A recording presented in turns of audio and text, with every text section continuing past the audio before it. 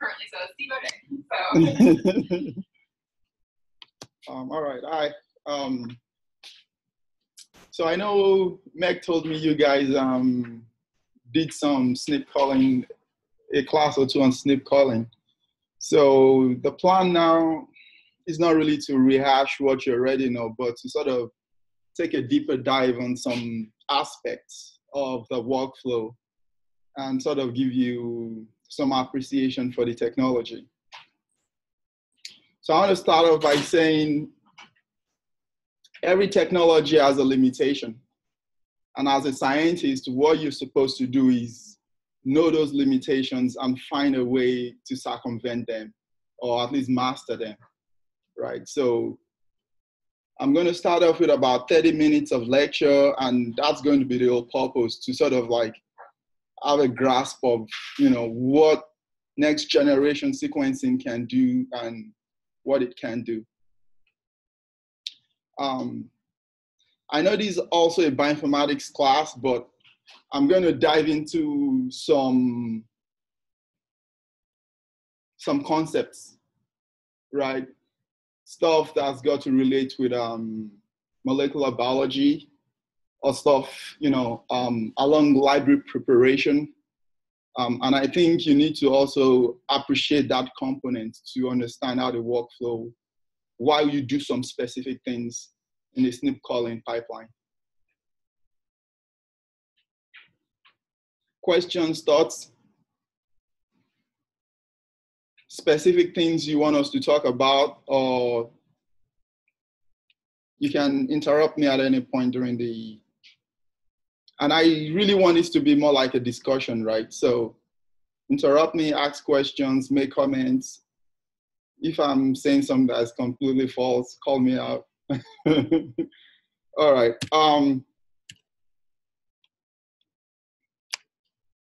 So we're breaking this class into two sections, right? The first part is today is going to be, you know, how do you get to your raw data, right? How do you generate your raw data?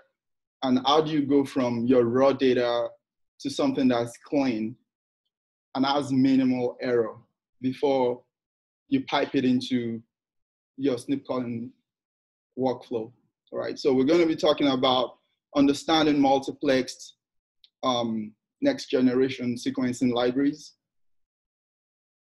And even though the focus of this class is for SNP calling, you can apply what we're going to be doing in this class to any type of sequence analysis, whether it's transcriptome or metagenomes.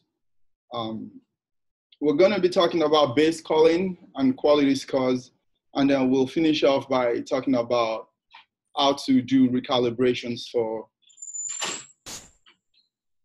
the base, the quality scores. On Wednesday, we're going to come back around and dive into, you know, the variant calling, which you've done.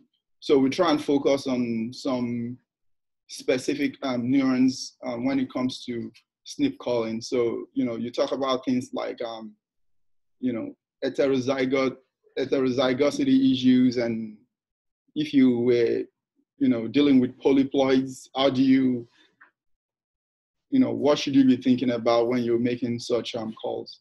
Or if you don't have a reference genome, are you stuck? You know, what can you do without a reference genome in terms of SNP calling? Sorry, I know I sent Meg these two suggested readings late yesterday, so I'm not expecting you to have read it. But if you can, you know, I think they sort of overlap mostly. So you could just read one or both. So let's start off with sequence-based genotyping. You know, people call it RAD-seq, they call it DD-RAD-seq, they call it capture-seq, they call it genotyping by sequencing, GBS. They're all mostly very similar strategies. And you start off with the first step where you digest your genomic DNA into smaller fragments, somewhere around 100 base pair to maybe 1 kb at most. and then you come back through and you put adapters on either side of their fragments. And those adapters serve as the priming site, to amplify those fragments.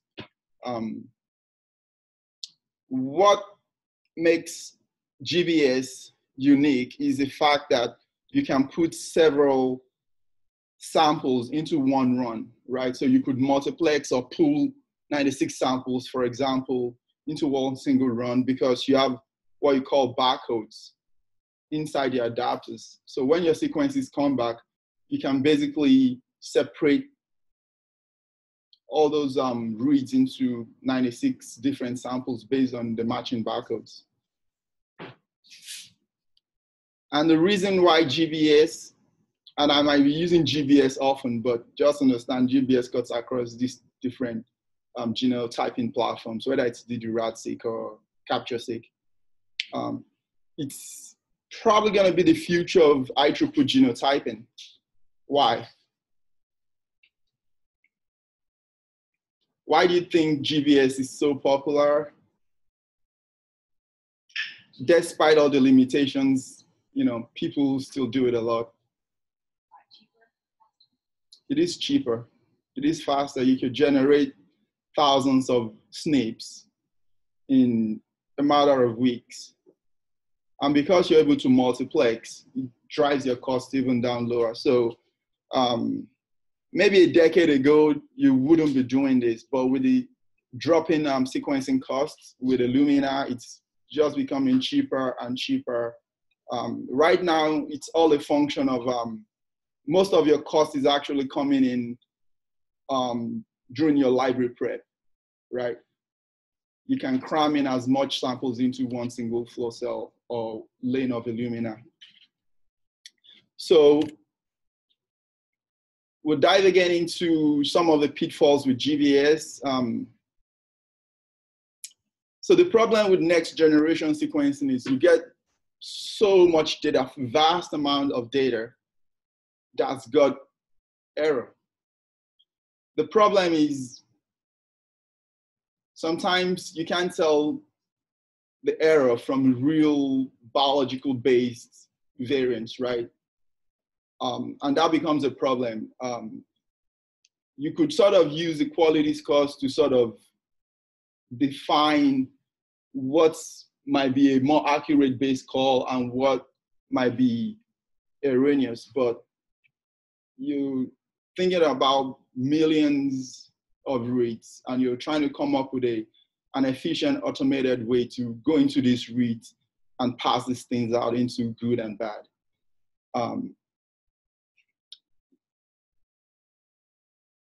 You also have problems of ascertainment bias, which is not so much of a problem for GBS. And ascertainment bias basically means you tend to cover C1 allele than some other alleles, right? We won't dive too deep into that because it's not such a big problem with GBS. The major problem with GBS would be two things: missing data, right? So if you've had anybody using the technology, they'll tell you, you could get as much as 50% missing data, which is a lot. It's also difficult to define heterozygotes, right? So if you think about it, in a genome that's diploid, you have two possible alleles if there's polymorphisms, right? Well, if you retrieve a read from that region in the genome once, would you be able to see the second allele? Right, so let's say you have A and T at that specific locus, right? You do your sequencing, but for that region, you only get one read, right? That read might contain the A, but you're not seeing the T, right? What about if you sequence twice? You get two reads coming from that region. Would you be able to see the second allele?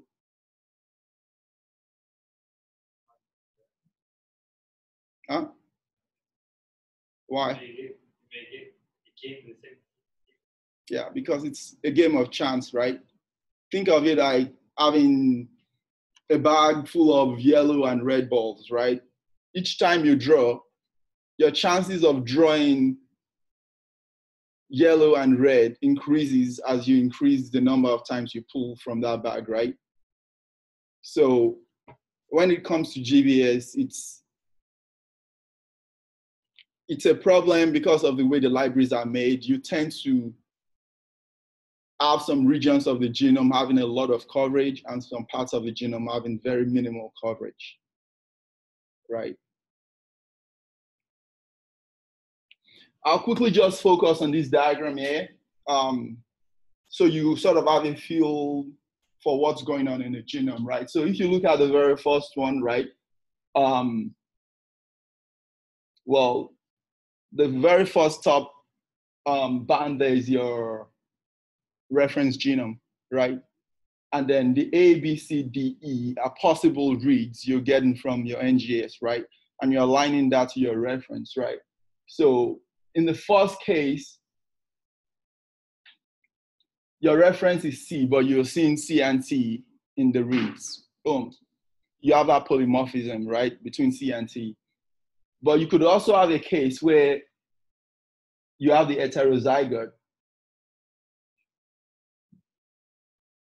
but your SNP is in your restriction site, right? So what happens is you have two copies, you cut one, right, because it matches your restriction enzyme can recognize that site and cut it, but it can't cut the other one because there's a polymorphism in your restriction site. So you always tend to get C, a T, but you'll be missing a C, right?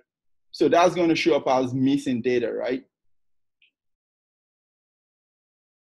So is it biologically missing? No, it exists in the genome, but it's missing because of technical issues, right? So that's one of the reasons why you might have missing data, or that you might be calling something homozygote when it's really heterozygote. All right. So the C is homozygous for SNP in restriction site. So that's a case where you're not just seeing it anyway, and you'll be missing that locus completely in your library, right? And then we can start talking about divergent sequences. When you think about paralogs, right? If two sequences are very similar, but they're coming from two different regions in the genome, what happens? They could map to the same region, right? And it's difficult to split them in between those two loci in the genome. Questions? Just one more slide to give us a backdrop before we go into wrangling NGS data, right? So one of the things you want to consider when you're making a library is the first thing you want to think about is the quality of your DNA, right? The gel on the left is good, the gel on the right is bad. Why?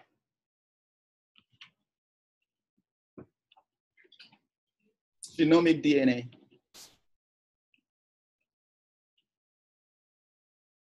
Like the one on the right is over different sizes. So it might have mutation. I already fragmented. That's the word, fragmented, right? So maybe while you're extracting your DNA, you're a bit harsh on your samples, and you'll get all these largering of your genomic DNA, right? Well, what happens is once you start quantifying, for example, all the DNA within those smear are going to be low molecular weight, right? So you're not going to incorporate them into your library, but you're still quantifying them anyway, right? So it's going to throw off the concentration balance between your multiplex samples, right? Where you're getting more of one sample over the other. That creates all sorts of problems when you're making your library, and we get into that. We won't dwell too much on that because this is a bioinformatics class, but I just want to point, emphasize that, and we're going to, come back to how that impacts your library. So, there's some things you want to do, right? When you think about making your library, you're digesting it, right? You get a profile, you want to make sure you're digesting completely. And then you want to do a size selection. I know someone mentioned performing size selections for libraries, the last two classes. That's important. We're going to come back to it and, dwell on why that's important, right? You want to perform your ligations, and then you want to do additional size selections before you actually run it on your Illumina platform. And somewhere between your ligation and your PCR, you want to get rid of chimeric sequences, right? So if you think about it, right, you have all these small fragments floating around, right? You perform ligations. Well, if you think of these fragments as having overhangs, AB, AB, right? It's very easy for things to concatenarize, right? And when it concatenarize, what happens? You could be taking fragments from two different parts of the genome and sticking them together. And when you're trying to align it back to the reference genome, what happens? Doesn't align quite well, right? So you're basically losing. But again, those concatenars or chimeric sequences will probably just constitute a small percentage of your library, of the reads you're sequencing. So why do we multiplex?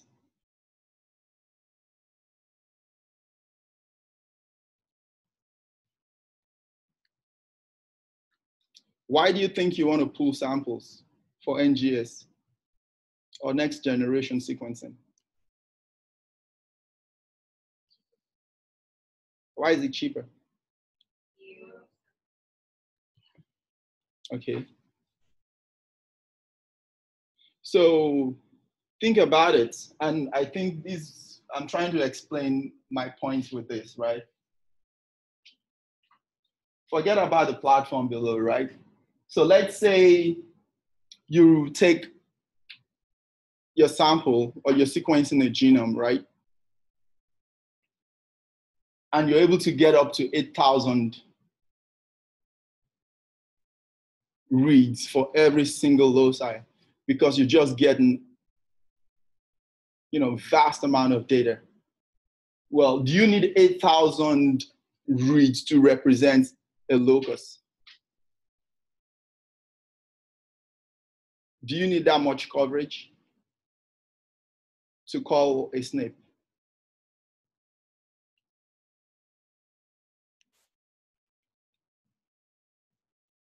I'm expecting an answer. Do you need 8,000 reads to call a SNP? No, you don't, right? So what's happening? You're basically just wasting money, resequencing the same region over and over and over and over again, right? So the whole point of multiplexing is you want to spread that coverage out to different regions in the genome, right? So that if you only need 20x to call a SNP confidently, then sequence it 20x, right? And that's where the cost savings come in, right? High throughput sequencing, it's difficult to scale it down, right? So if you're getting 250 million per lane, you can't say, oh, I want to use 10% of that lane. No, you have to use everything up for every single run, right? So let's talk about considerations for multiplexing. And I want you to focus on this. Right, so that's what your fragment is going to look like once you've, ligated it to the adapter. In the middle there, the black there is your target sequence or your genomic sequence. Flanking it, the gray region is going to be what? Your restriction site, right? You cut your DNA and then you leave an overhang, the residual portion of the recognition site for the enzyme, right? And then flanking that is going to be what? So the way I have this set up, it's for a single hand read, right? You could also do a paired end read. So let's focus on the left side, right? So just before your restriction site, you're going to have your barcode, right? And I stuck an extra sequence there called the buffer sequence. And then now you have your Illumina sequence primer, right? And that's the region where you put your Illumina primer and it basically runs different cycles of PCR to sequence that region. So why do we need a buffer sequence? Why not just sequence straight into your barcode?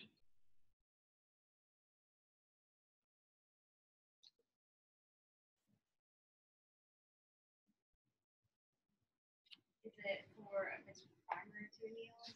So your primer anneals right here. And then the first base you're going to call will be right here, right? So if you take this blue segment out, the first base you'll be reading will be this on your barcode. There you go, right?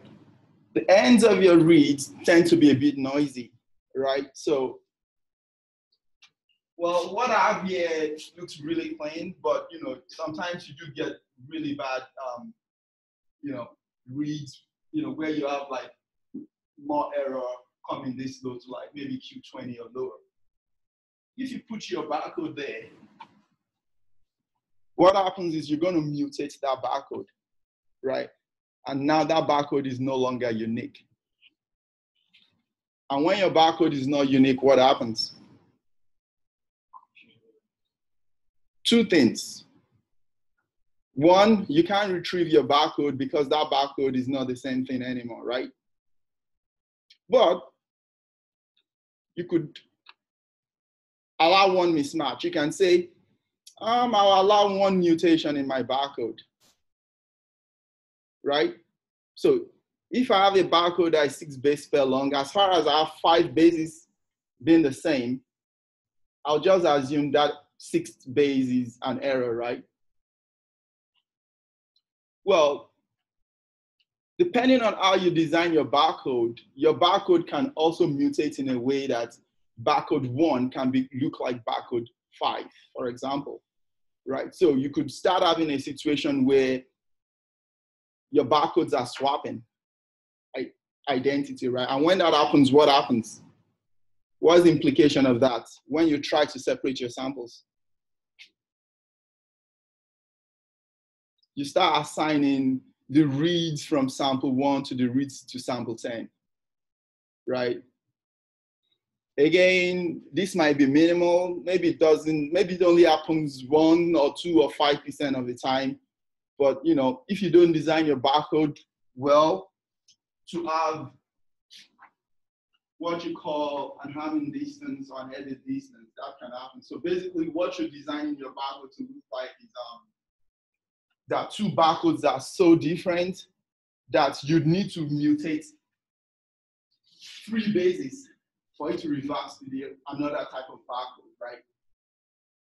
So they are divergent enough that you have to mutate. So if you have an edit distance or an Hamming distance of 3, it means you have to, between 2 barcodes, you have to change the bases in those barcodes 3 times at 3 different positions for them to get mixed up, right?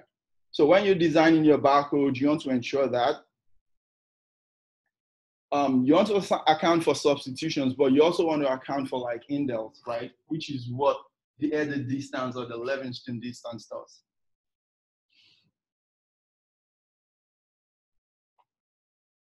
That being said, why do you think you want to put a buffer sequence in that region? How do you think your buffer sequence will help resolve some of those sequencing error problems?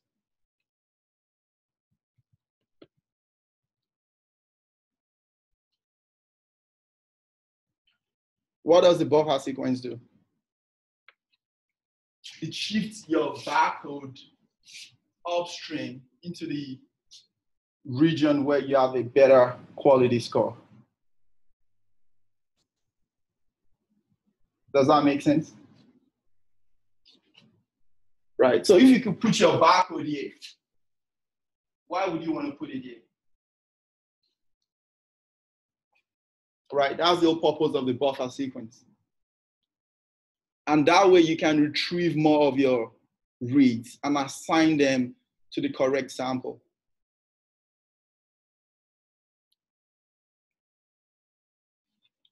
So some other things you want to think about, you probably won't be designing your own barcodes, but it's probably something you should think about. You want to ensure your barcodes have good diversity because of the way the Illumina platform works.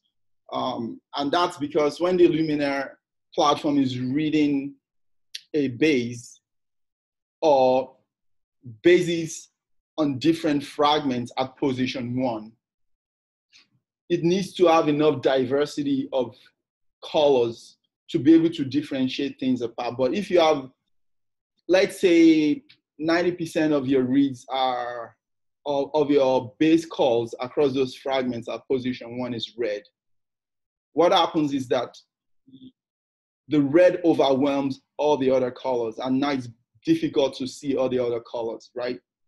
But if you have an even distribution of those colors, then it's easier for the optics on the machine. Questions?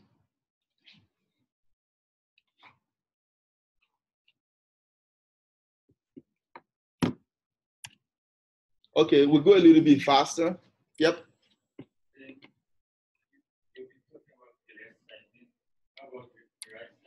So if you're going to do a ped-end sequencing, what you just do is you take this stretch here and basically replicate it here.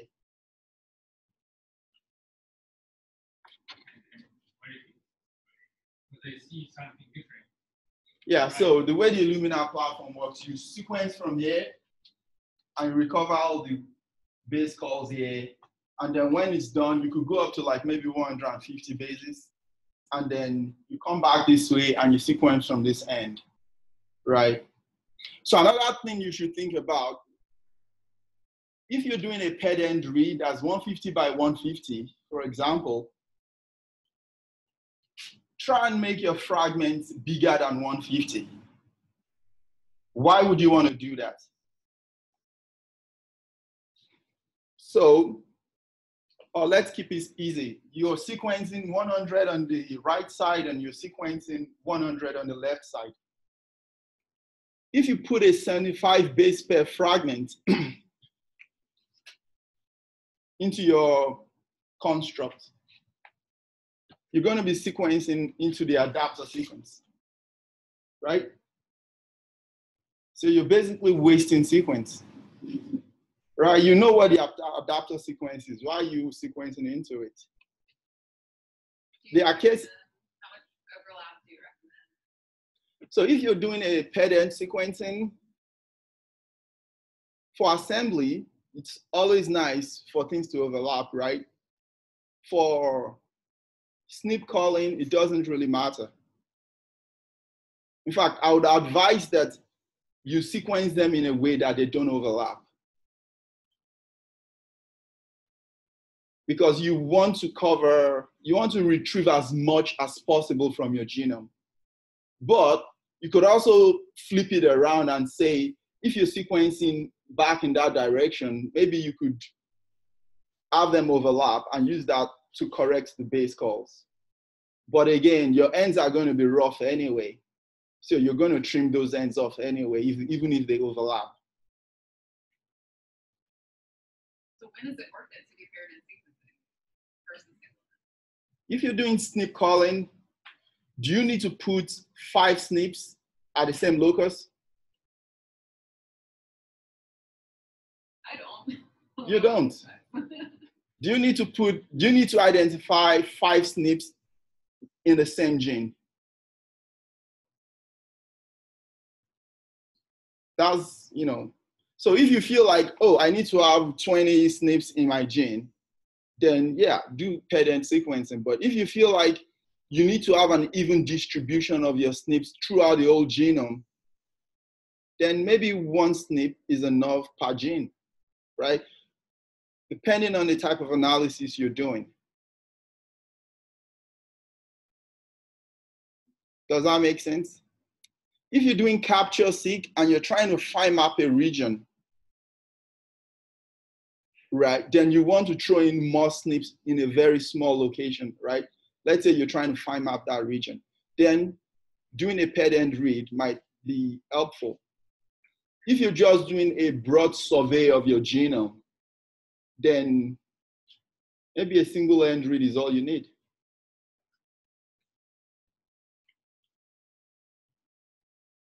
But I can tell you that with the new Illumina platform called NovaSeq, it's actually cheaper to do a paired end read than to do a single end read. So I'm actually shifting to doing a paired end read because I can get more information for less money. Right? So again, there's a lot of considerations that go into how you decide to do your assay, right? You should be thinking about money. You should be thinking about what you need that data for, right? You should be thinking about the amount of data you'll be retrieving from that assay.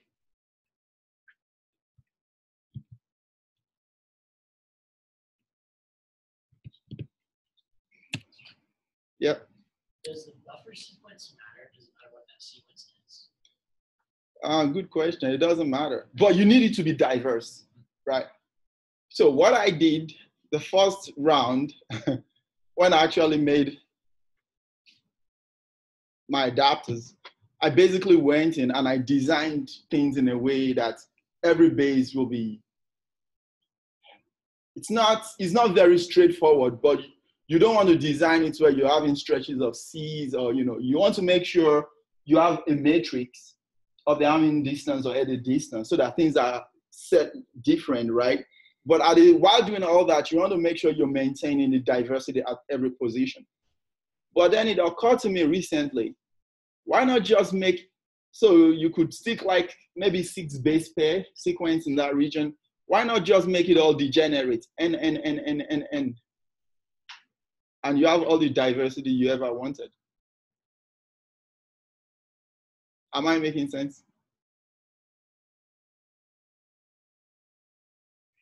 So when you synthesize that oligo, you just tell IDT and tell them buffer sequence position 1, N. So make it 25% A, 25% C, 25% T, 25% G.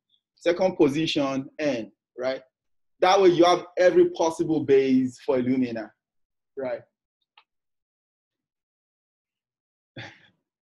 So the next time I'm designing my adapter, I'm just going to go in and say, the first 6, make it all N. And then my barcode will be more specific, right? Because I need to know what it is. They come with a kit or you need to plan? Oh, Illumina has a kit. You could buy an Illumina kit to do this. Well, I don't think Illumina has a kit for GBS, actually. They do have a kit for making libraries, but not for GBS.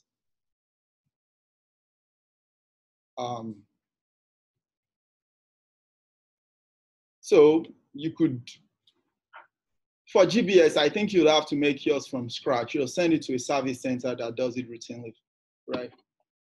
But I want to tell you that you want to know the nuts and bolts, right? Because there's a reason why the GBS from service centers tend to be very noisy, right? So some of the things, so let's say the whole next generation sequencing thing is constantly evolving, right? And we're still wrestling with ways to handle the data, right? So as a researcher, I would say you need to keep abreast of the technology and figure out ways to improve it because it's not quite perfect, right? So what are some other considerations you should be thinking about? There's something called phasing. We're short on time, so I'm going to try and go through this really fast. there's something called phasing, right? So what you're doing is you're basically synthesizing the other strand you're trying to sequence. And as you add a base every single time, it fluoresces and you read that base, right? But sometimes, instead of incorporating a base, you could incorporate two bases. If you incorporate two bases, this is what happens, right? Sometimes you could be ahead when you should be sequencing at the first position. You could be reading something from the second position, or you could have a situation where you're lagging behind, right? Does that make sense? You have positions 1, 2, 3. You're supposed to read position 1, kill the reaction, add a fresh pool of nucleotides, read position 2. But every now and then, some clusters on the flow cell, we had 2 bases simultaneously instead of 1. So you end up having that base ahead, right, by 1 base, right? And you've basically skipped 1 base. How do you take it? How do you skip? Well, you won't know. You just get your data back. Your data looks fantastic, but you won't know that you have that phasing error, right? So there are ways to resolve that. One way to resolve that is by using what you call a variable length barcode. Does help you adjust for some of that. But one other approach we're using is that if you know let's leave it at that. We can always come back and discuss this. Or when we're doing the lab sessions. So you could have phasing problems. One other thing I want to highlight here is that whenever you do a quality control plot, right, where you plot, so you have these 250 million reads, right? And you basically want to generate a figure that gives you a feel for the amount of error in your data set, right? Based on the quality scores. Usually what you see is just about 95% of the error in your data, right? All the other 5% is in the background, right? So everything you've seen here, the median, the interquartile, the whiskers, right, is just showing you 95% of your data, right? Because it's plotting up to the 95 percentile. Actually, maybe less than 95 percentile, actually, depending on the type of box plot you're plotting. But you have data in all this space, right? Typically, you would show them as outliers, right? So if you actually plotted a box plot, you could also show the outliers in your data, right?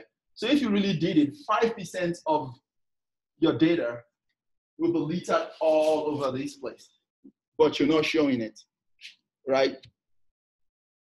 For some applications, that's not a problem. You're just trying to account for 5% error rate. But when you're doing SNP calling, why do you think that might be a big problem?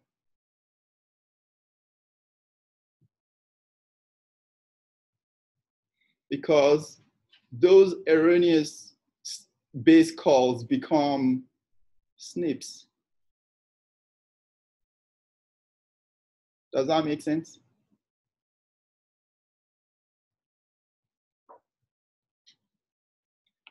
If your reference is A, but you sequenced your individuals, and in your individuals, they are really A because there's no polymorphism. Well, if you mutate that because of the sequencing error to a T, that becomes a SNP. But you don't know if it's a biologically relevant SNP or if it's just artifactual, right? So you're going to call it a SNP.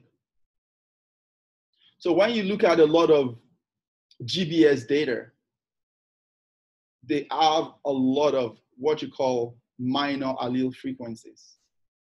That's where your minor allele frequencies are coming from, because those errors are random and are infrequent, right? That each time you call them in a read, or in an individual, it's going to show up as a minor allele, right?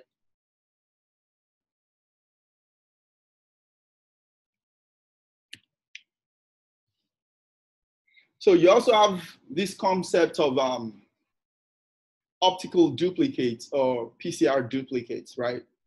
So again, in typical GPS protocols, what you do is you digest your DNA or your genomic DNA, and you're going to have things ranging from 30 base pairs to things ranging to 1 KB. If you try and amplify that pool of fragments, are they going to have the same efficiency for amplification? No.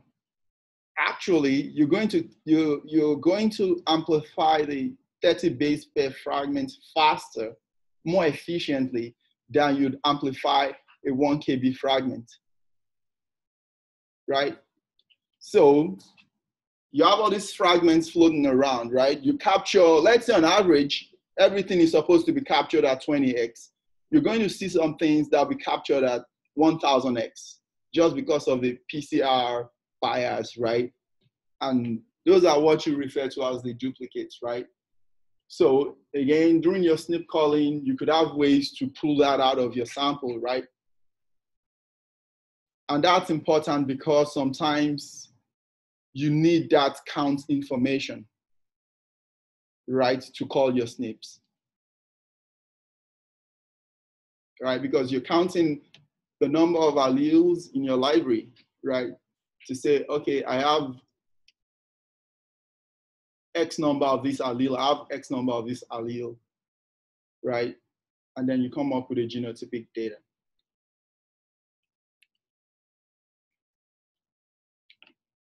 We'll skip this, but if you have questions, you can ask me, but I think we've talked about this, how you have, sequencing error, you're more prone to sequencing error on the proximal ends of your reads.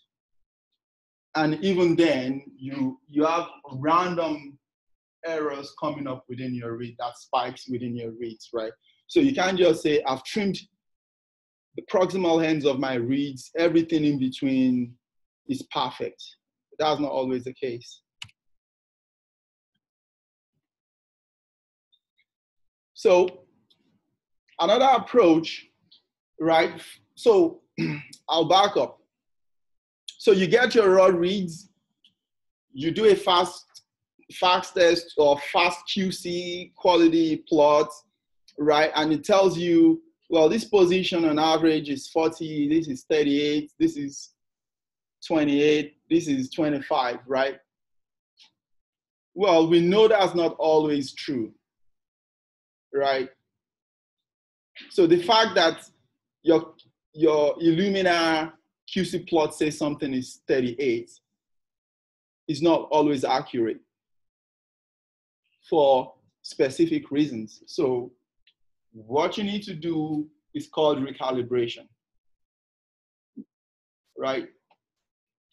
So I'm giving you two instances here where you use SoapSnip to do some sort of recalibration, right? And you basically say, I'm going to take my reads, I'm going to align it to the reference genome, right? And I'm going to use my reference genome to recalibrate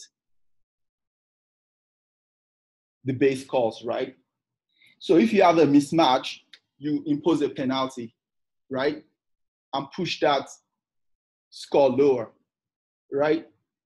If you're using some more sophisticated software like G80K, you're taking that mismatch to penalize your quality scores, but you're also using some features of the genome, like,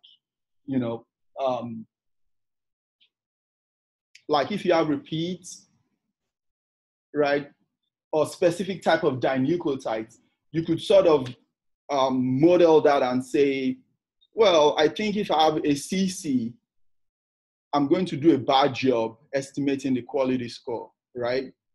Or if I have a TTTTT, because of that repetitiveness, I'm going to do a bad job in calling, coming up with an accurate quality score. So I'm going to penalize that region, right?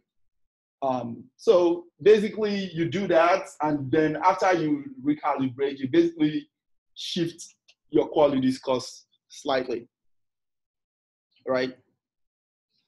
Is that accurate? Not necessarily accurate, but it sort of helps to correct things a bit, right?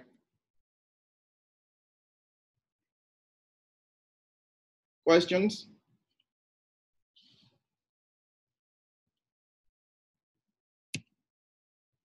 So I'll finish up with these figures to sort of drive home the point.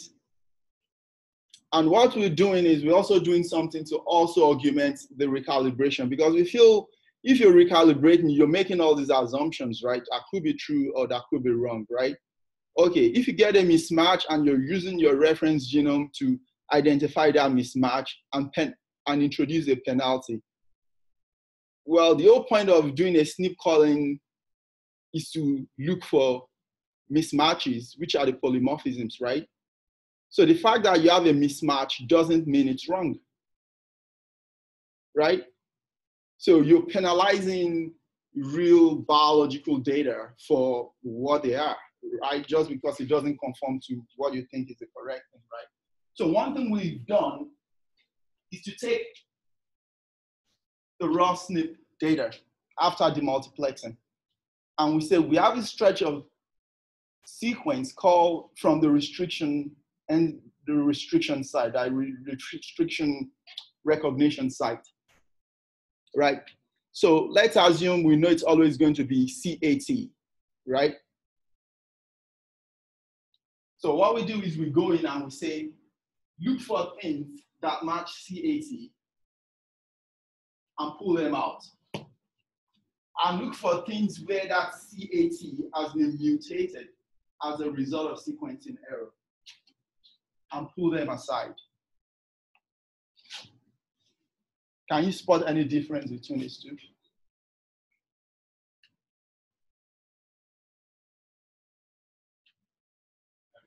Let's make it more obvious. On the reverse read, can you see any difference? Huh? This one? Yeah.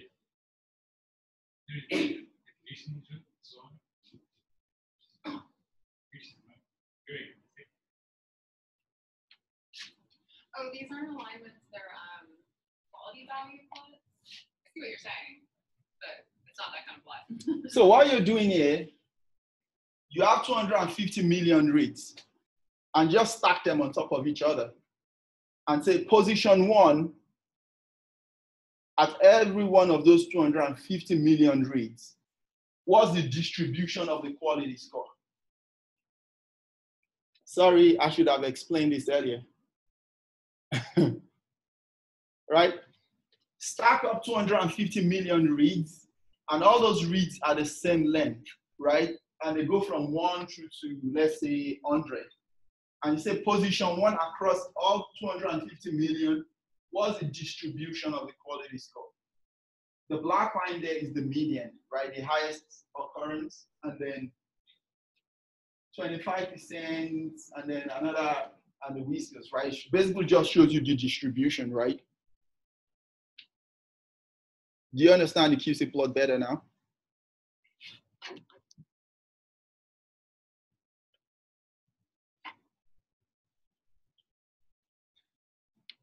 So tell me, do you see a difference between the two plots? And if you do, can you highlight those differences?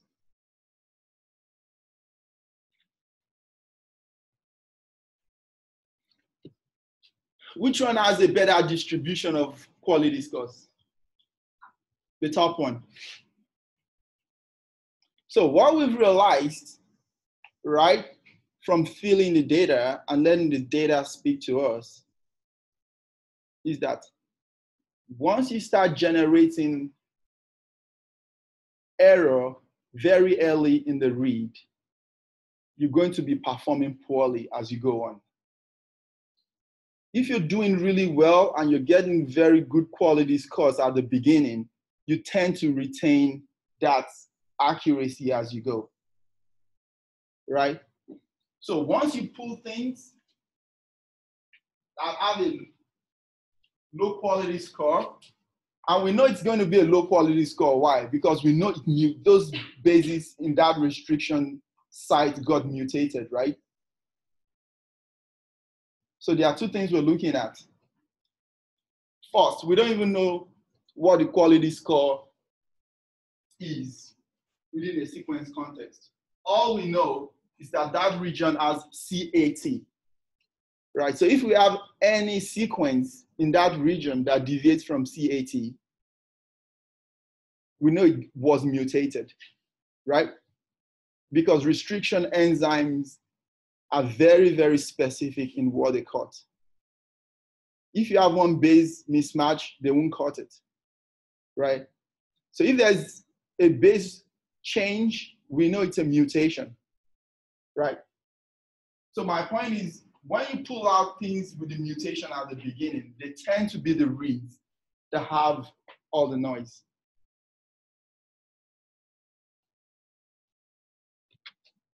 Does that make sense?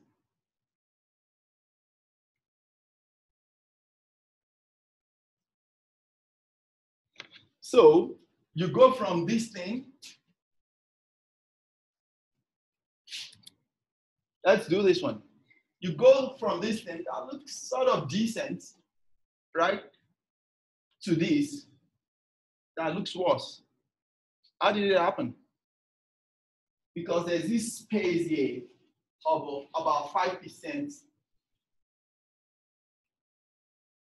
of your data point that's noise, but you're not really showing it. And once you pull all that error in the beginning out, you start seeing all that error pop out. So basically, this is just another way of taking your raw FASTQ files and pulling out the somewhat bad reads out. And I'll stop there.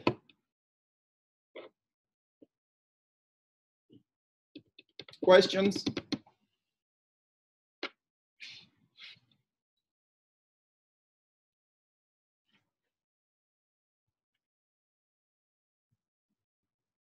All right, no questions. So what we're going to do now is we're going to dive into some hands-on, and Ryan will be walking us through.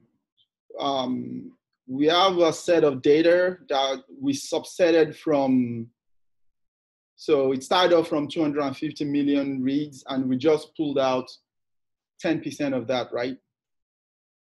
250,000. Right? And we just pulled out 10% of that. That way things can run faster. And it will give you the instructions on how to move forward. And what we're just going to do is we're going to sort of try and recapitulate everything we've talked about. Maybe not everything, but some of it, right? And then you have a better appreciation. It's going to be using some tools that you're familiar with, like FastX Toolkit. I'm not sure if you're familiar with that. Similar things will be like Trigonomatic, and some in-house scripts as well. And I'll let Ryan take over.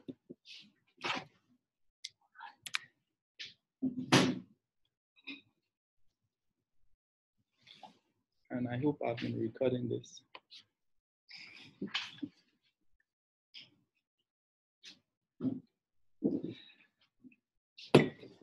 I like that.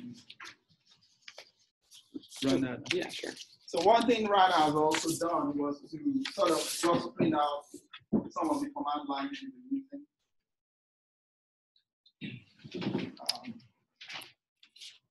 Just to make sure everybody is on the same page.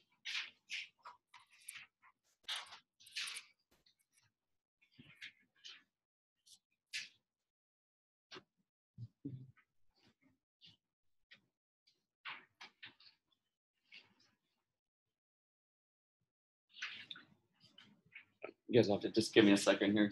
Also, I want to start off and apologize, say I'm a little under the weather right now, so hopefully my voice doesn't give out halfway through this. But does everybody have, I don't really know what everybody's computational background is in here, but does everybody have the ability right now to do SSH, or is that? So they've been Okay. getting on the ACF for their labs for months, so Okay. they are totally at Okay. SSH. So with the devices you have now, everything's Do me proud. And feel free to ask me any questions. I'm happy to help out. So two things you probably want. If you have a terminal, you're good. And if you have a file sharing file like FileZilla, WinXP, XAPP, just if you want to download some of their output and just view it. Oh, you could also use the XAPP to download your data, but we can, when we get to that point, we can. Sorry. Trying to find your terminal. Your name, my guy.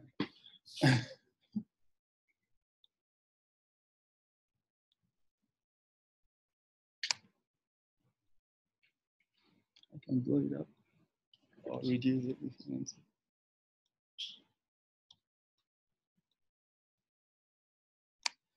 Should that say FX? Yeah, so we're actually, I didn't know, we have 2 lab computers that you can actually connect to. So I think.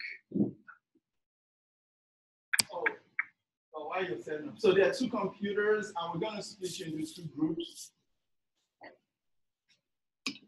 So one ends with a 26, and the other ends with a 50. So let's just split right across this way. So everybody here get a 50, everybody here get a 26.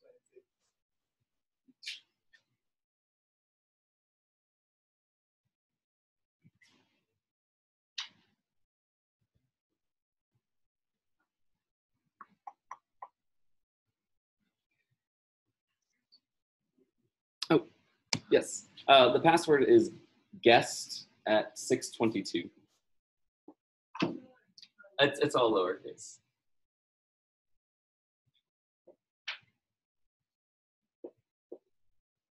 Awesome. I'm glad you guys are all able to connect to this. I was so worried before, so I was like, no idea. Okay. It's guest at 622.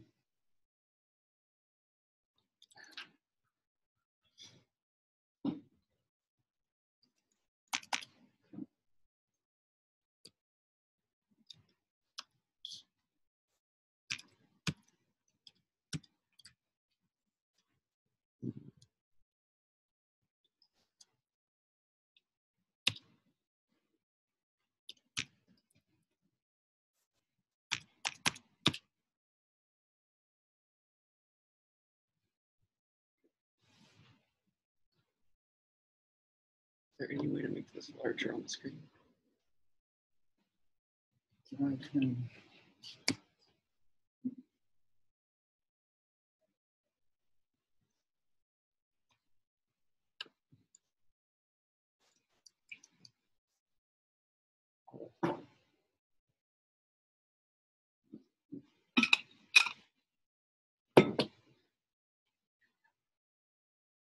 How's everybody doing?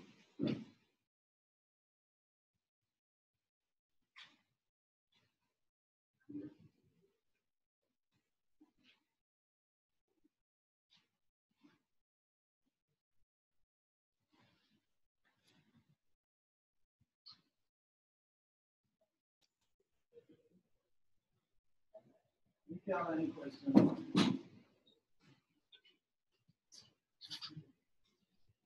Yes. Okay, so you're all using the same username. We're just going to create folders in that space specifically for you. So you're logging in with EPP622. That's the username. Everybody is the names, and then the password guest at system.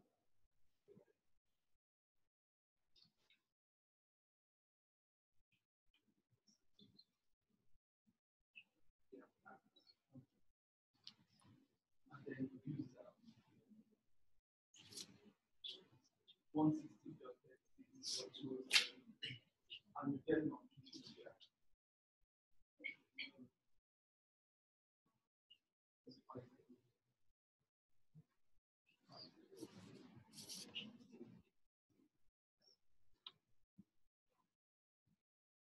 Everybody. All right. Okay, so if everybody's able to log on right now, the first thing we're going to do is we're going to change directories. And you guys, there's going to be a lot of steps that involves some very tedious typing and making sure you get everything right. So if you have any problems, let me know. Let Dr. Lukua know. Oh yeah, okay. So the first thing that we're going to do is I wanted to make sure that if anybody messed up data or accidentally deleted something, that we all have our own copy of the project folder and the data. So you guys, once we make our own personal project directory, you're free to manipulate the data and not worry that it's going to mess everybody else's data up. So the way that I have things laid out, I don't know if everybody can easily see this board over here. I know it's kind of hard for some of you over on this side here. Okay. So the way things are going to be laid out is you're going to have your own personal project folder, and there's actually a folder called projects. And we're going to name each of our project folders after our net ID. I figure that's just easy. There's no spaces in it. So for me, it's going to be our customer. So that's going to be my project directory. And then from within there, we're going to copy this other directory, which is our QC pipeline. And that is going to contain our reads. And this is where most everything is going to be happening, is just in this folder. And then it's also going to have our tools.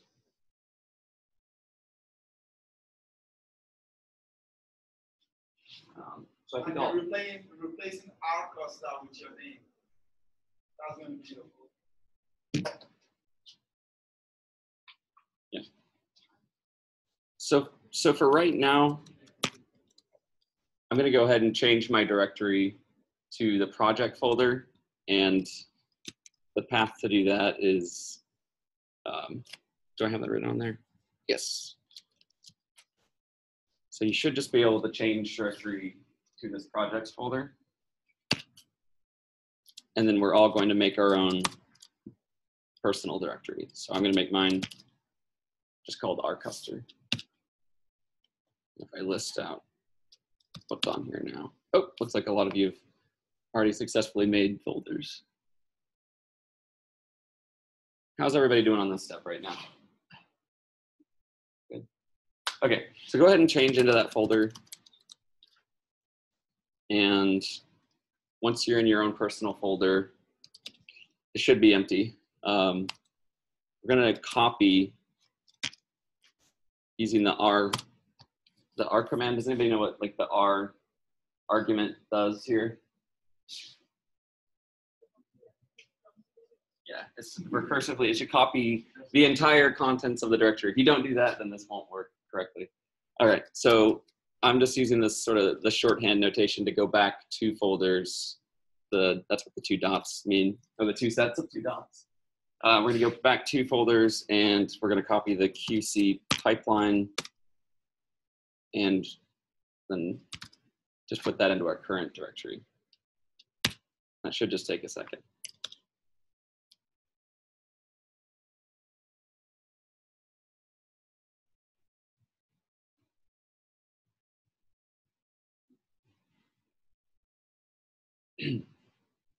Are we all good? Okay. So, all right. So now that we have that, let's go ahead and change into that reads folder that's within the QC pipeline. So we go here and we list out the contents of that directory. You can see we've got our forward and our reverse reads. So this is the raw data that we have. And it's just a subset of a data set that I've been working with. And it's really, I think it's really good for what we're gonna be doing today, because some of this data is a little bit messy. And I think that's a really good place to start, is to look at messy data. So before I get talking too much, this first step is the first step that anybody does when they get their raw data back. And that is just to do a QC plot of the data, just to see what we have. So the way we're gonna do that is, and I'm sure some of you have probably been looking off of this paper, this is pretty much step by step. You could technically go through this as fast as you wanted, but if we go through it together, then we can kind of explain what we're looking at along the way. So we're gonna go ahead and type in bash, and we're gonna run that shell script that I have in this folder, the fast QC. And this is gonna take, well, with all of us connected to the computers at once, I'm not sure how long it will take, but it shouldn't take too long. So while this is running, I'm gonna find, hopefully I can find the images. Yes. Also, how's everybody doing on this? Are we all up to speed? Or? Cool.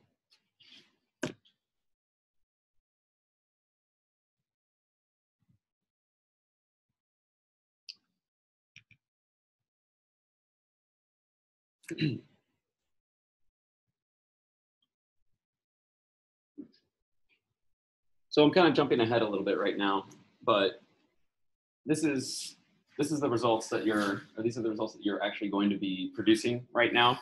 So we're using the FastX toolkit, and what it's doing is going along for all of those 250,000 reads. It's looking at each position along the read. And right now, so you really can't see what numbers we have along the bottom of this graph, but know that they go from the very first position in our read. So this is going to be along the end of our buffer sequence and our barcode. It's going to go from there all the way to the very end of the read, which is 250 base pairs long. So this is a distribution of the nucleotides that we have at every site.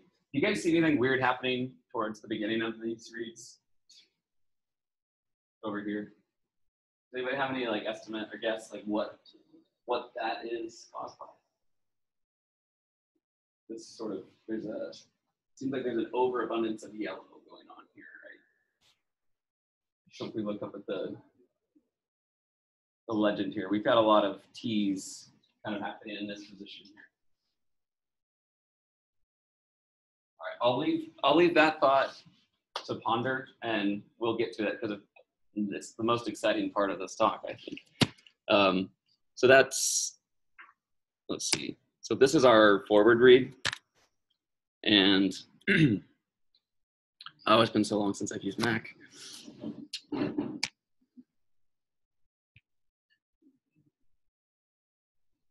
And for that same read, or the set of reads, our R1,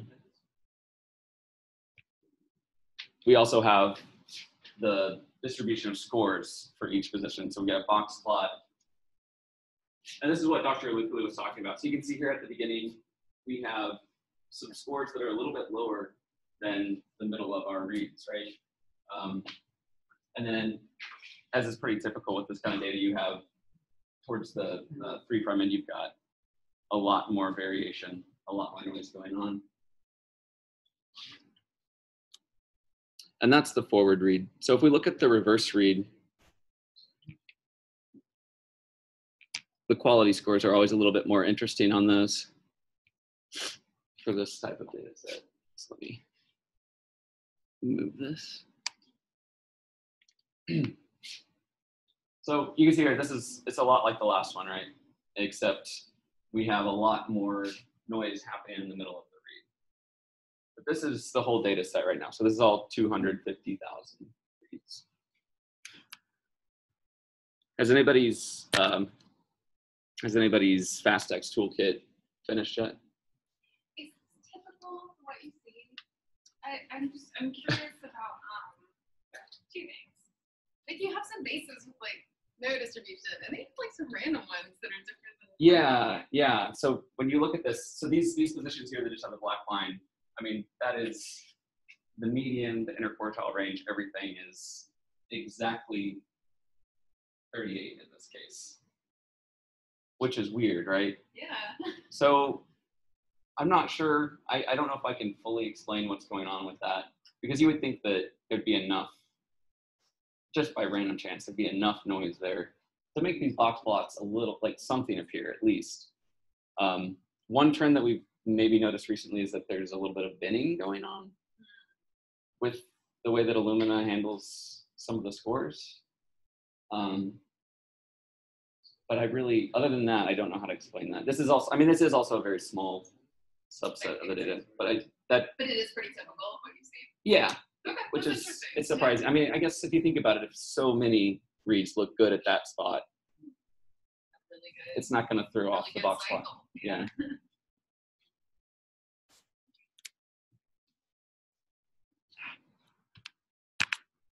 What do you mean by binning? So instead of, let's say we have the possible scores in the middle of that read, you know, it could end up looking like 40, 39, 38, 37, 36. For some reason, we've noticed a trend where something that would be maybe a 37 or a 39 ends up going into the, like a bin above, or a sort of a quality score below. Like we don't see for some of these runs, like it's almost like 37 or 39, certain scores don't exist. So it's almost like they're just saying, nah, let's put it in this bin or that bin. It's not really receiving equal treatment, I guess, across the board. Okay, yeah, so that finished. So within our reads folder, there's also a QC folder, and that's where I'm going to try to store the majority of these kind of outputs. Is there? I don't know how everybody else is doing right now. Is everyone on this side over here? Is everything good? Okay.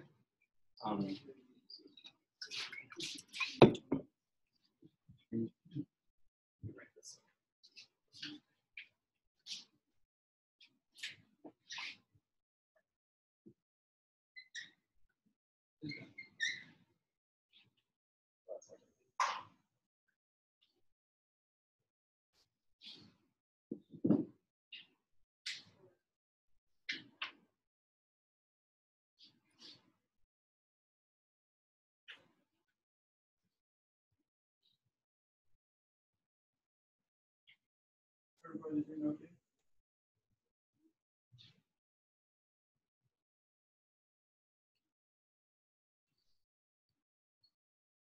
Hey, this trimmer.py. Huh? I think I may have looked that a little bit. Did you guys write that? Which one? The trimmer.python? Oh, yeah. This is fun. You guys are learning a second way to do some of the same stuff we've already done. So exciting.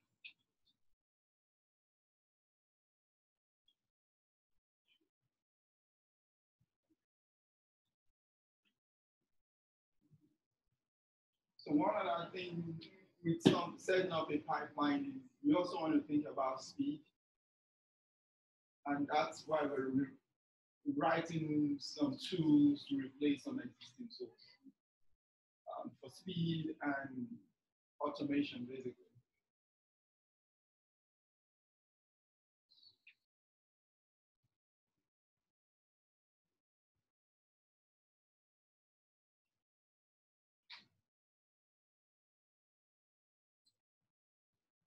So the trimmer trims for the beginning and the end of the sequence. Yeah, It doesn't deal with adapters. Can do it in both places. But it doesn't do adapters like based on sequence homology. It just does it based on hard. Well, it can if you give it the adapter sequence. So So what's happening is the trimmer.py is actually retrieving sequence. Sorry, that's the overhang. Sorry. So if you wanted to trim the adapter sequence, you use the overhang.py. And that's the one that actually goes in and matches the sequence to what you want to do.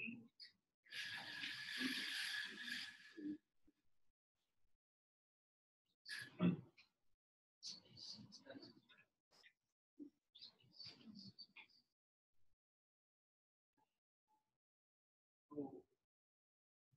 No, I misspoke. The overhangs is what does the restriction, takes the restriction sequences and separate it from where you have indentation. Right. The trimmer doesn't actually match the sequence. Yeah, it looks like. But if you wanted to match the sequence, you would use Sabre.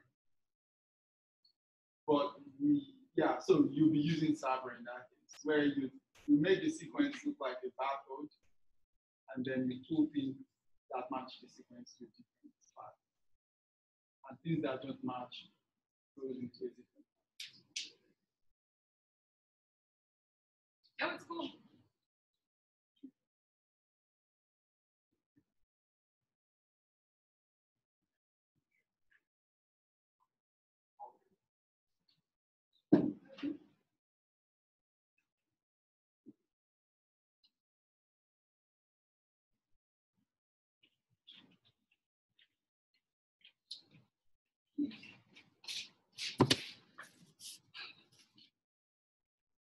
Okay, how are we on time?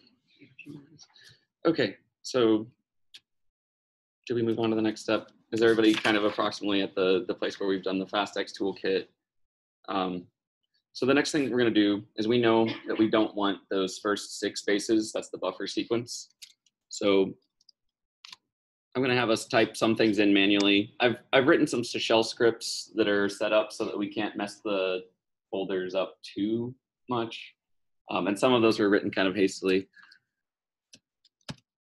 What we're going to do is type Python 3. Hopefully everybody has Python 3. It should probably work with this one. So we're going to type in Python 3, and then we're going to tell our current directory to look, or we're going to go back, I guess, a directory and look into tools. And we're going to use this Python script called trimmer. And we're going to use that to cut off the first 6 bases, but we have to specify the names of our files. So we're going to type in Beauregard r1.fastq space 6 space 0. And that's just to say we're cutting off the first 6 bases, and we're not going to cut anything off of the end of that read for right now. We will later. So go ahead and run that and run it for R1 and for R2.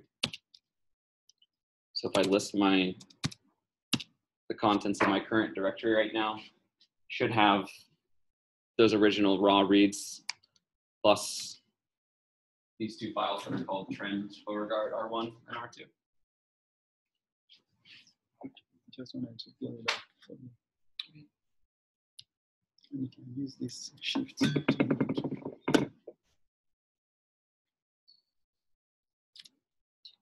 Okay. So I wrote on this little guide, I've written in that you can use sed if you want, just to really briefly look at the results of what we just did. Has anybody in here used sed before?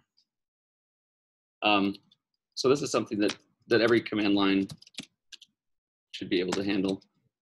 And what I'm doing is I'm just looking at, these are, I mean, if you think about it, these are just enormous text files. These FASTQ files, huge. We wouldn't want to open them into our memory all at once if they were 80 gigs or something like that. So a nice thing you can do is just look at a very small little subset of those giant files. So if we say we want to look at, and I'm saying here the second line, I'm saying from line 2 to line 2, print. You can set that to be a range from whatever number to whatever number you want. But then we print out line 2. And that's of interest for us right now because line 2 is the first time that we see the sequence in that file. And this is much bigger than I thought it was going to be. So I'm going to print out what that read looks like. This is just the very first read in that text file. That's what it looks like before. And then. And why is it 2 and not 1? Maybe you can answer. You guys should know that. Why did they look at the second line and not the first line? What's the first line of a FASTQ file?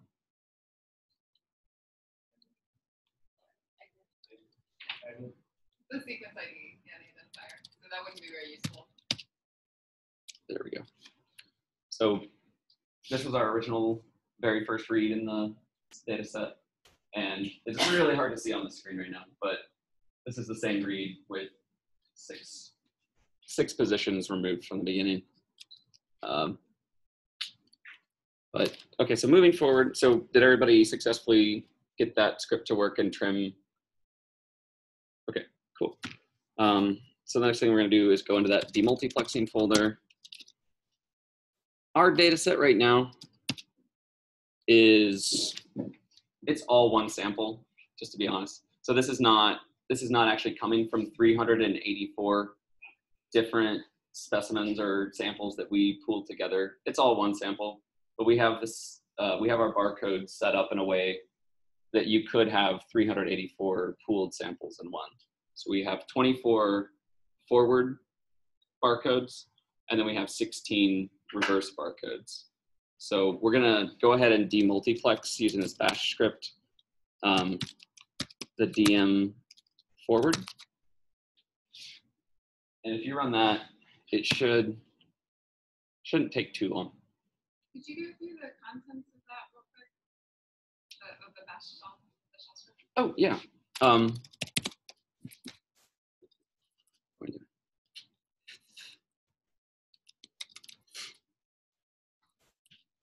So this is actually, it's super, super simple. I just didn't know going into this what everyone's comfort level was gonna be.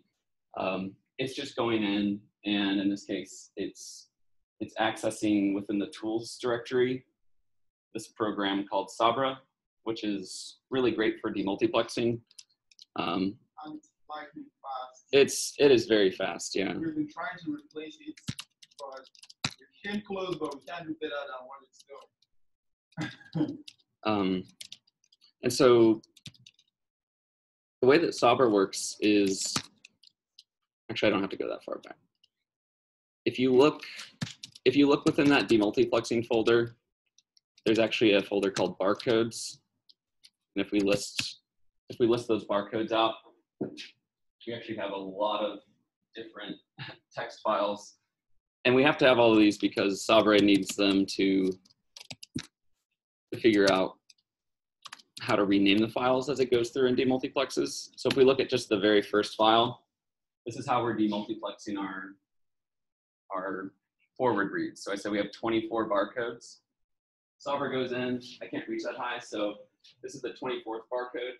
It knows that whenever it finds this, to go ahead and write out this file called Beauregard R124, and then also to rename the corresponding paired end that matches that forward read.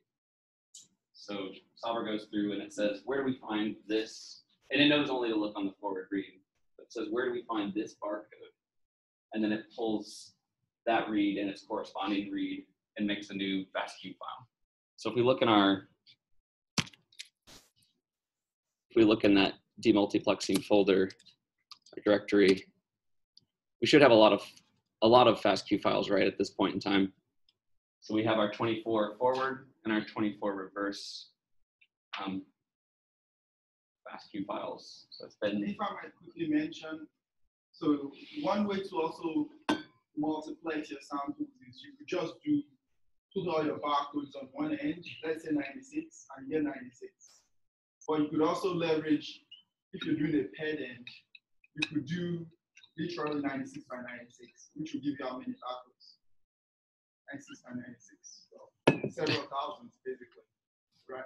And you can reuse the same 96 barcodes on the on the reverse and just look for the combinations, right? So it could be 1, 1 or 1, 5, and those would be the unique identifiers for those barcodes, for those reads, right? And you know that the forward and reverse are always linked, right, physically. So the amount of multiplex you can reach can be impressive when you're pulling samples. Is that why you run it for both the forward and the reverse? Yeah. Because you're expecting there to be the forward barcode is shared across multiple individual libraries. It's differentiated by the reverse. Exactly. Okay. So if you think of it as a matrix, every single cell in the matrix is unique, depending on how you combine the X and Y.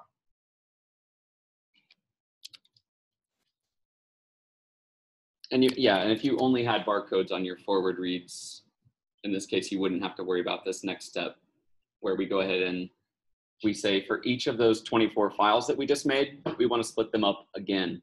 So we're going to split each of them based on 16 possible barcodes.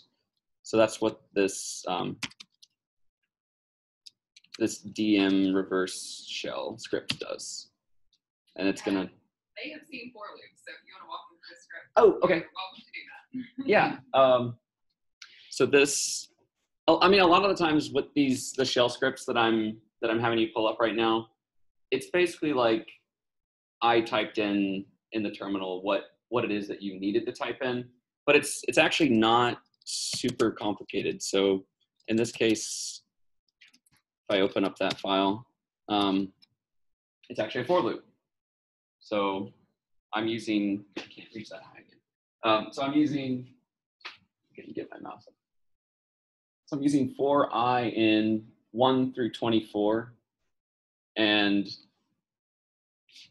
then I'm basically just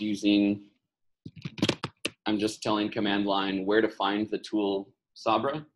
It's back a few folders. And I'm telling it what file it should look at. Recording. Well, in this case, you're using the numbers to identify the barcode, not the barcode itself. That's why you're using a for loop.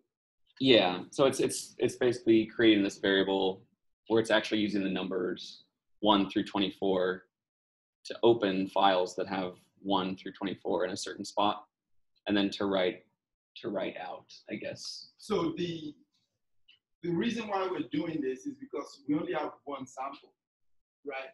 So it doesn't really matter, right? Because, okay, so we have 1 through to 24, 1 through to 16. You can have all sort of combinations, right? 1, 1, 1, 2, 2, 1, all that way, right? So those numbers itself is giving you the coordinates of what that barcode is, right? And then we have another file that will contain those coordinates and what the actual barcodes are and what the sample matches that barcode, right? So at the end of the day, you can go in and say, I want coordinates 112. And I can go back into the key file and pull out what that sample is and rename it as that sample instead of the code, right? Does that make sense? So just think of it as 3 possible ways to name your food samples. You could name it as the actual name if you have like varieties, or you could name it as, use the barcode itself as a name, right? Because it's unique, or you could use the coordinates of the barcode as the name. What you're seeing here is using the coordinates of the barcode as the name. But you can always go back and fetch whatever type of name you want to use. Yeah, so if you list out the contents of the directory after doing that demultiplexing, we have a lot of files. So these are files that, just like the forward demultiplexing step, this Sabra program is using a text file just to give a name for where to put the output. And in this case, we've given them names that have something like you would just find on an actual plate if you're doing any kind of molecular work. So you've got N7, M9, and that's going to correspond to basically an X and a Y on a plate where they're actually physically using these barcodes when they prep your sample at a sequencing center. Okay, so how's everybody on that? Did everybody get a crazy long list of FASTQ files? So you probably have, I think, close to 800 files in this directory right now, because we have 384 uniquely named forward reads, and then their corresponding reverse reads. So we've got a lot going on in this folder right now. And so the next thing that we're going to do is in the process of demultiplexing, sorting these files out based on their barcodes, Sabre also removes the barcodes because we really don't want those barcodes anymore after we've sorted based on the barcodes. So the next thing that we want to do is we want to look for our actual restriction site. And the way we're going to do that is, once again, it's another shell script. I actually can't read that up there, so I'm just going to hit it.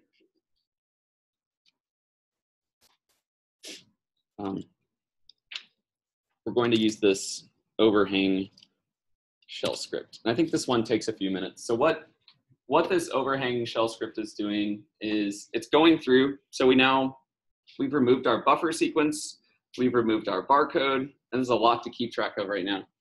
But the next thing that we're going to do is we're going to look for our actual restriction sites. So the two restriction enzymes that were used to prepare this library, make sure I get this right.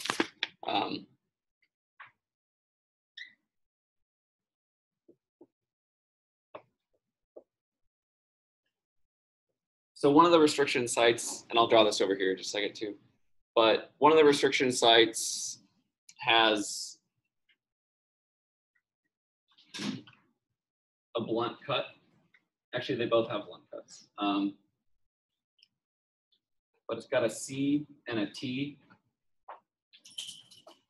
And the second restriction site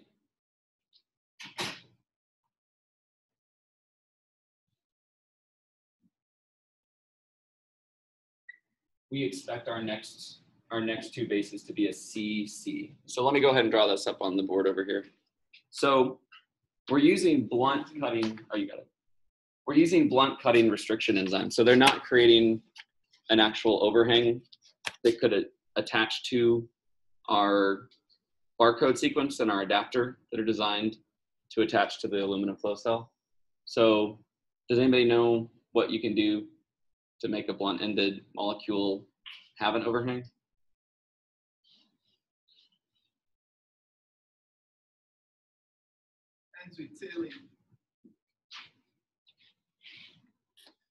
So if we've chopped these little sequences, let's just focus on this for right now.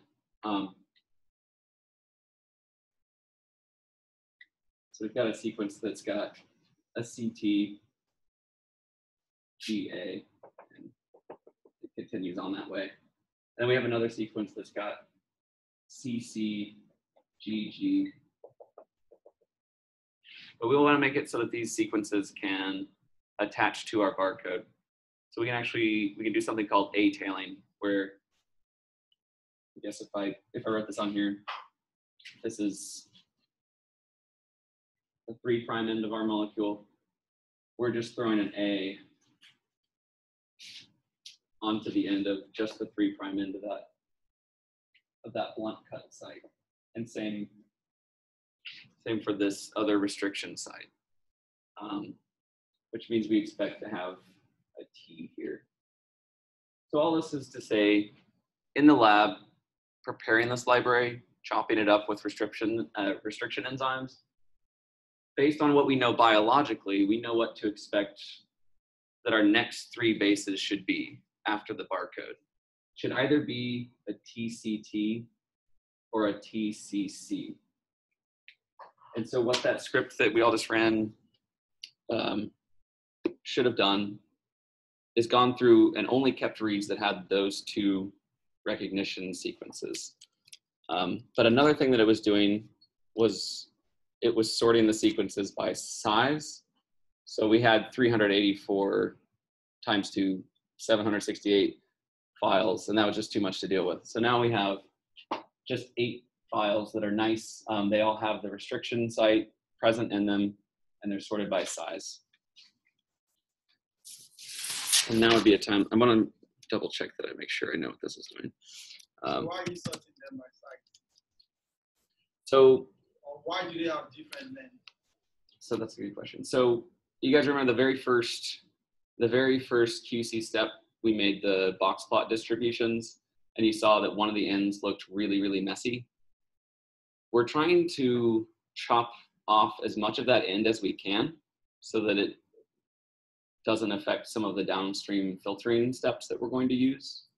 So we want to go ahead and we want to look at these reads fairly. So if they're all if they were all, I guess if we combine them all into just two files, the forward reads and the reverse reads, and said, let's chop them off here, that would work if we looked for where the reads are really bad on the ends and just chopped it off.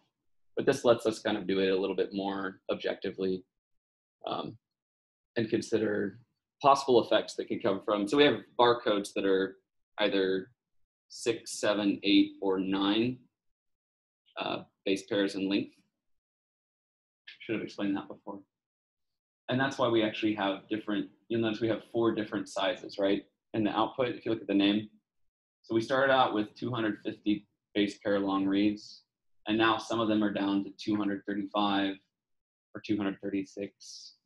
And that's just dependent on how big the barcode that we sliced off of them was.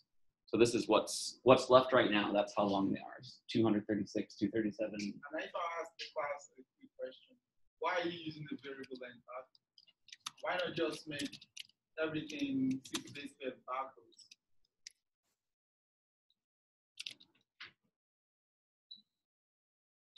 You said earlier that it helps when you in the case rate my and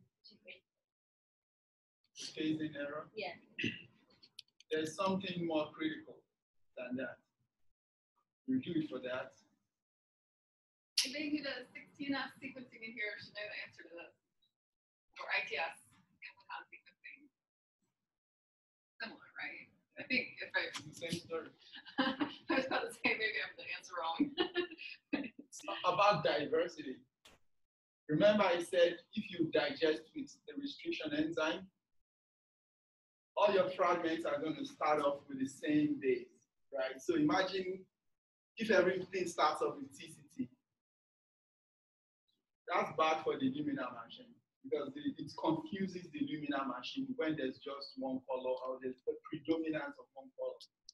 It needs all that color it needs the diversity of that color so that it can actually see couplings correctly, right? So that one color doesn't overwhelm another color. But you also use it because of the phasing. Yeah, so if I go back to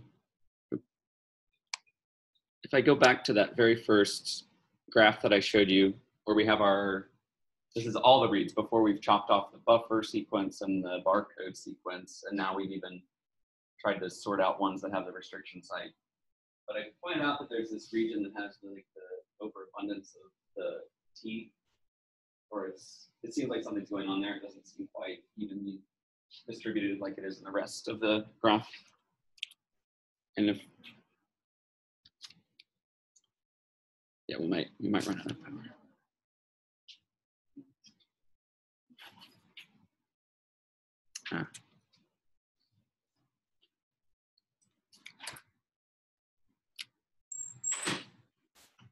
Oops. So that was a bad example.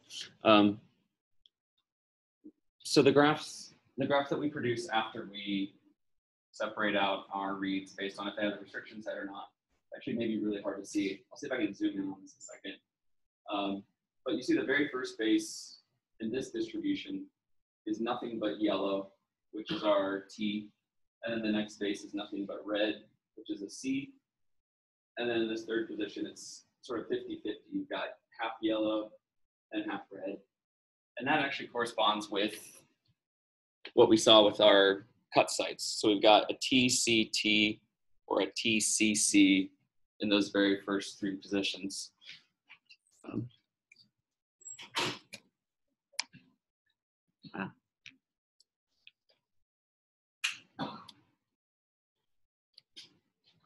Does that make sense to everybody? I don't know where everybody is right now. So I think if the goal is to use the variable barcodes, if they don't all start like that, So, yeah, that is a good question. And in this case, it's actually, we want the pileup to be right here. The pileup is because you shifted everything back, right? Yeah. So we like this where we have only yellow in the first position and only red in the second position, and then that either the red or yellow in the third position, because it tells us that we were able to separate out things that were accurately sequenced. Like we know, because we prepared the molecules this way, that they should have the TCT or the TCC. So my question is, well, why is it not staggered? But why is it not? Why is it not flushed, right? So is that what you're asking? yeah. And so the reason that it's not, so if we look at the data, oops, that's not right. Right. So if we use the variable length barcode to stagger them, why are they not all flushed? Right? Actually, let's throw that to the side. Right, so you start off with a variable length barcode to stagger this thing, so you have diversity, right? So there's not all T's and there's not all C's, right? But then we get to a point in the pipeline where it's all T's and all C's and all T's and they're all flushed. Why?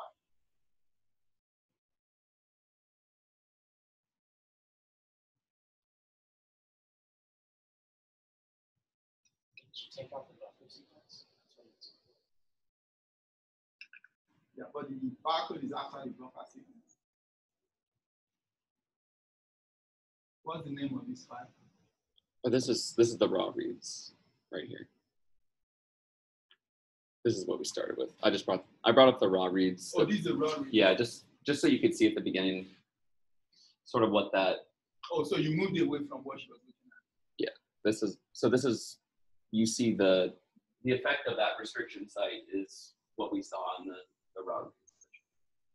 Just because I guess how did you say there were four different four through barcode size? I guess it's gonna be some overlap.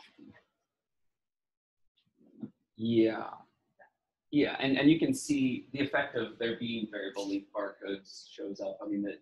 Oh yeah. At no point do you see that it's just yellow or just red in any one of these spots, because it started at a different point, either 6, 7, 8, or 9, depending on the length of the barcode. You get that? So you see in the first raw file, it's not just all yellow, right? Because the variable length barcode pushes things back and forth. But then what you're seeing subsequently is after you remove your variable length barcode, you snap everything back into place because everything starts off with a TCT, right? And that's why it now looks like the flush because, right? And that's what you'd expect to see if you're doing it right. And I wanted to give an example also of a comparison of what reads look like when they have that biologically important, like the TCT or the TCC restriction site. So this is an example of one of our R2 reads, which is normally a little messier. This is one that passed. So this set of reads, this is 235 base pairs long. It had that restriction site, and you can see that it still has a lot of noise in the 3' end, a lot of variation in score. But if we look at that same exact read for one of the reads that failed, basically,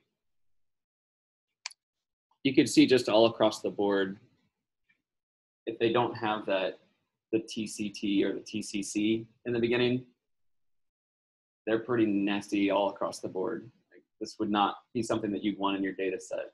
And when you look at the overall chart, the box plot for the positions of your raw data, when it's all together at the very beginning, you don't necessarily see all this. You don't see this variation and some of these lower scores. But once you start to look for things that you expect in your data set and start pulling those out, what you're left with is some things that you might not have wanted in your data set if you're trying to call SNPs. And they are significant portion of the read. They are not just like small. Well, depending on how clean your data is in the process. How good it is. Okay, so the last few steps that I have here are, so based on those box plots and the stats that I ran for those demultiplexed reads, we know that we probably don't want to use the ends of all the reads because they are messy. So I've written a script that, actually let me just go ahead and show you what it is. It's nothing too fancy. So I've written a script that just goes through and it uses that same trimmer Python script, and it's going to cut off the very first position of all the reads, because that was the, if you remember, that was the T that came from the overhang that we added in the lab. So that's not actually biologically something we want to look at. We want to get rid of that. So we're chopping that off, and then we're actually, for these reads, we're really chopping the ends of some of them off pretty dramatically.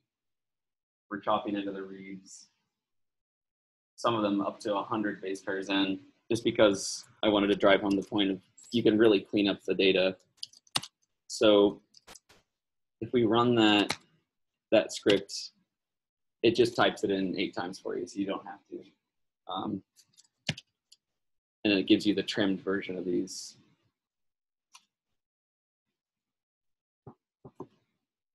And so the final shell script is filter. And the way I wrote this in was, we're looking for reads that have all the way across the board, 100%. We're saying they have to be better than a quality score of 30, which we went from original raw reads files that were, I think, maybe 500 megabytes. And we're going to be left with not a whole lot after that. I'm changing out of this demultiplexed directory into this final filtered directory. And let's see, it's really hard to read things like this, but what we're left with are files that are basically close to 30 megabytes or close to 8 megabytes. So I went a little bit too far in this case. I really chopped the data set down to prove a point. So now that we have these final cleaned up data sets, one thing we can do is the laborious act of just manually typing in these last few lines here. So this is the FastX quality toolkit. And hopefully if you just start to type in FastX and then quality, you can hit tab and it will autocomplete for you. But we're gonna pull up the stats. While you're typing that, you do have to say the filtering to like Q30 of 100%, right? You can say I want a Q30 of 95%, right? So I'm allowing 5% of those views to have the quality score was not 30, right? So, but that's up to you depending on what you need that data. And this step will take, it always takes a few seconds to run these quality FastX tools. And while that's going on, Meg asked me a question earlier on about we use the trimmer to remove the adapter sequence. We're not really doing that. In fact, we've not written a code to do that because we thought it wasn't necessary. But again, maybe we should accommodate other people's data. You should have unless you read through. Like you're talking about your time that's too short or something. But if you weren't prepared in, probably. Yeah. But if you are prepared in. You should be paid in and they're really true. Yeah, don't make sure. Except you know for sure that what's going into your library to prevent retreat. But if you don't know that, then you probably want to. Well, it looks like we only have like a minute or two left. So the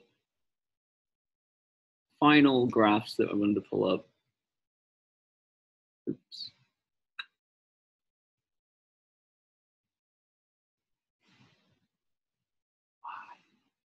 Gosh. All right.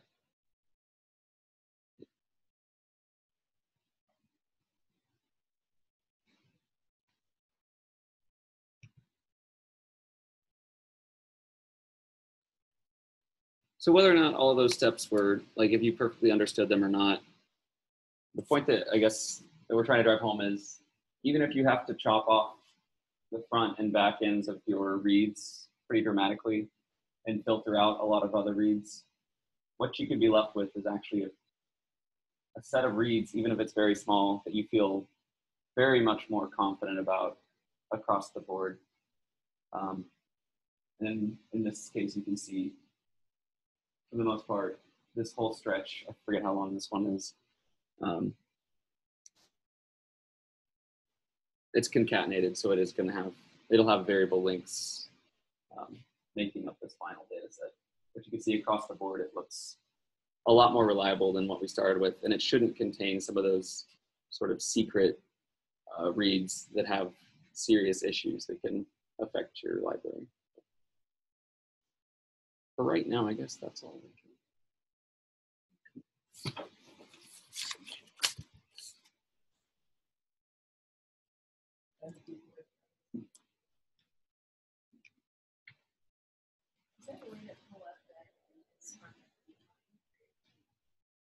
Yes, so I think maybe at the beginning of the next. So you probably want to download it. So if you want to go straight from command line, you log out, and then if you're using a Mac, SCP, and then EPP622, national using, and then you just get all the data. Then I think, no, I can do that. We could. I'll make sure we have. I'll make sure we have that. So all the project directories that you all created today, they'll still be there next class. I'm not going to delete them or anything. So hopefully we can have a few minutes to look at that. You could look it up. You could actually just use the file sharing find to download everything. But right now I'm going to go ahead and exit out SSH.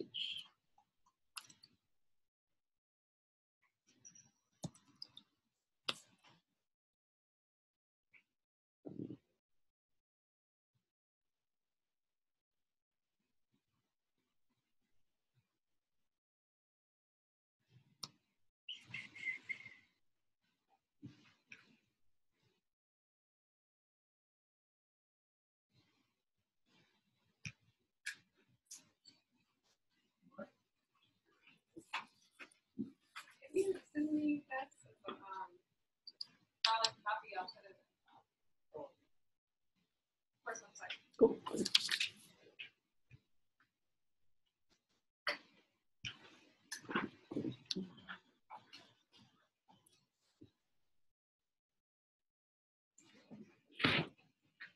I think I was recording it, but I'm not sure. Uh-oh. Hit end, and if it's Oh yeah, stop recording. I did do it. Okay, good.